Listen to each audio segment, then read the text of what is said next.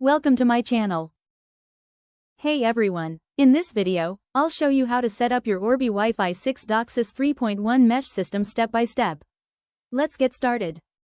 Step 1. Download Orbi app.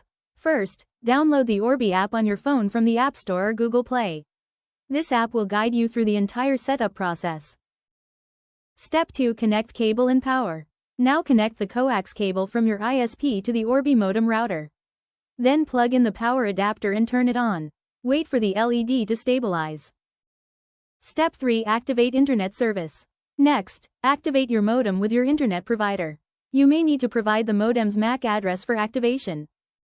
Step 4. Open app and set up network. Open the Orbi app and follow the on-screen instructions. Create your Wi-Fi name and password to complete the basic setup.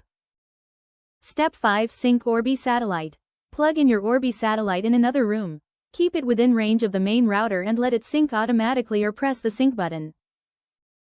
Step 6. Test and optimize placement. Finally, test your internet speed and move the satellite if needed. Place it between your router and weak signal areas for best coverage. That's it. Your Orbi mesh system is now ready to use. If this video helped you, don't forget to like and subscribe.